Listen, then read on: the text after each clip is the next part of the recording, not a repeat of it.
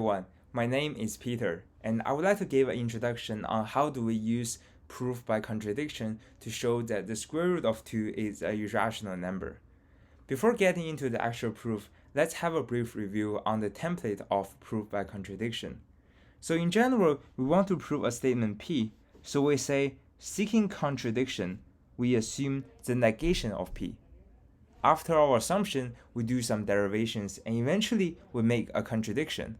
This means that our conclusion from the derivations contradicts with our original assumptions or some of the steps inside our derivations. So after reaching the contradiction, we say we have a contradiction, and therefore P is true. That is the template that we want to use for our proof by contradiction.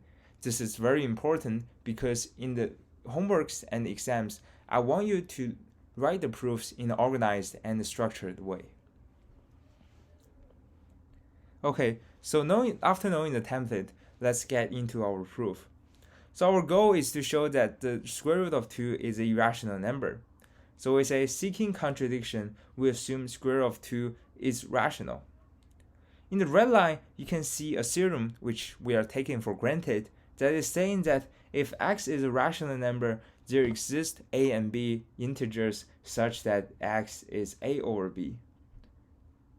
And particularly, we say that a over b is at its simplest form, which means that if x is 2, ab can be 4 and 2, but it can also be 2 and 1, right? Because a over b are the same. But we want it to be the simplest form, which means that we want a to be 2 and b to be 1. In a more strictly defined way, we're saying that a and b should only have one common factor, which is 1, and no other common factor is allowed. This is very important, and please remember it. So with that theorem or definition, because we assume the square root of 2 is irrational, we can say that there exists a, b from integers such that square root of 2 is a or b. Rearranging this form, we have square root of 2 times b equals to a.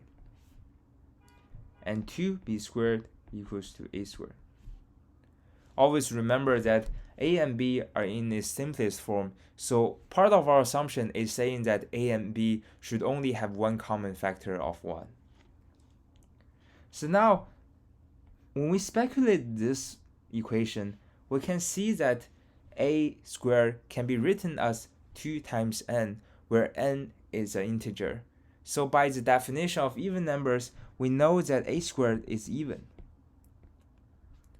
And in this theorem below, it tells you that if a squared is even, a is even.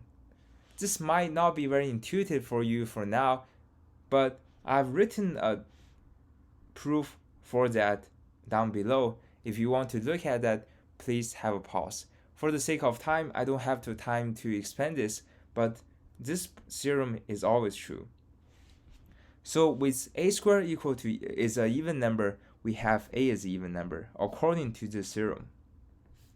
Because a is an even number, by definition of the even number, we say that there exists c from the integers such that a equals to 2c.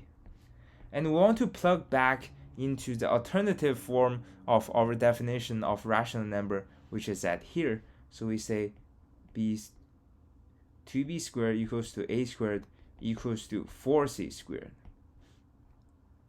And because 2b squared equals to 4c squared, we have b squared equals to 4c squared. So similarly, when we look at this equation, it's easy to conclude that b squared is even. And just like the way we show that because a squared is even, a is even, we can also say that b is even. So our conclusion is saying that a and b are both even.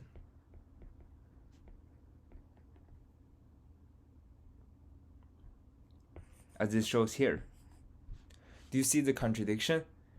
So at the beginning, we say that a over b should at its simplest form, which means that a and b should only have one common factor, 1. But now we are saying that they have common factor of 2. This is a contradiction that contradicts with our assumptions. so we meet the contradiction. So therefore, we can conclude that because we reach a contradiction when we assume the negation of our original statement, we can say that our original statement is a true statement.